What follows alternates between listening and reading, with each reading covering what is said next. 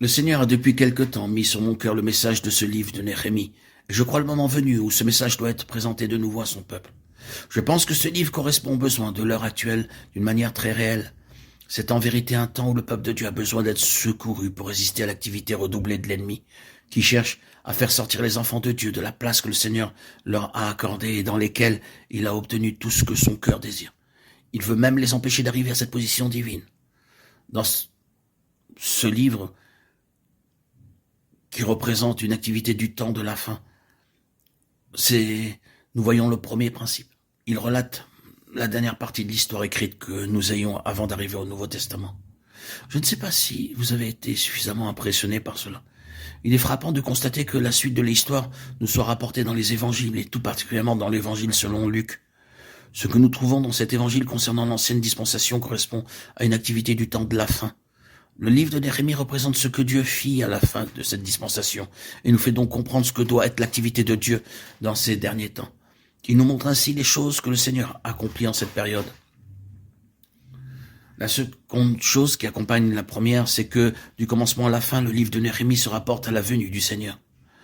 Luc introduit immédiatement le Seigneur Jésus que nous trouvons dans le temple entouré de ceux qui représentent le reste, le résidu, ceux qui sont passés de l'ancienne dispensation à la nouvelle, pour poursuivre le témoignage. Ce témoignage était représenté par un très petit nombre de personnes lorsque parut le Seigneur Jésus. Simon et Anne et quelques-uns attendaient la consolation d'Israël, le Christ du Seigneur. On les trouve dans l'évangile de Luc auprès du Seigneur, et comme ce récit est le premier fragment de l'histoire que nous ayons après celui de Néhémie, nous voyons que le lien qui unit ces deux livres est la venue du Seigneur.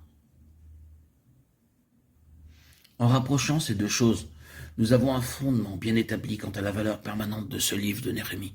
C'est une activité en un temps de la fin qui est liée à la venue du Seigneur. Considérons ce livre de Néhémie pour y relever en quelques observations ce que nous pouvons appeler sa typologie, c'est-à-dire ses éléments et ses caractères typiques. Il nous faut en réalité joindre à celui-ci un autre livre, celui d'Esdras, car les deux ne font qu'un. Esdras et Néhémie dans les écritures hébraïques n'étaient pas séparés, mais l'un était considéré comme le complément de l'autre. Dans le livre d'Esdras, nous le savons, c'est la maison de Dieu qui est en vue, alors que dans celui de Néhémie, nous avons l'enceinte, la muraille de Jérusalem. Ces deux choses nous parlent du témoignage du Seigneur ici-bas sur la terre. C'est dans le livre d'Esdras qui introduit cet ordre. La première action dans l'ordre des choses se rapporte au rétablissement de l'autel, du grand autel sur ses fondements, et établir l'autel sur son emplacement, Esdras 3.3.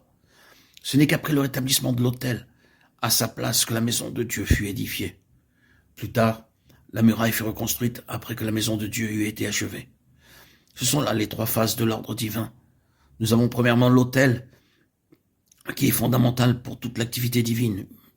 Il est le symbole de la croix. Ensuite vient la maison, qui est le type de l'Église. Elle ne peut être édifiée que lorsque la croix est bien positionnée et dispose de toute sa place. Il est important que nous percevions l'aspect de ces choses en même temps que leur ordre. La maison est présentée dans le sens que Dieu lui donne, quant à ce qu'elle représente pour Dieu et pour ce qu'elle est en elle-même. Nous avons ensuite la muraille qui est le témoignage du point de vue de l'homme à l'égard du monde. C'est ainsi que nous est présenté l'ordre et l'aspect des choses. Reprenons-les dans leur ordre. L'autel ou la croix qui est fondamental pour toutes les activités divines. La maison ou l'église qui découle de la croix et qui en résulte dans son aspect divin quant à ce qu'elle est en elle-même. Et enfin la muraille qui est le témoignage de la croix et de la maison extérieurement à l'égard de l'homme et du monde.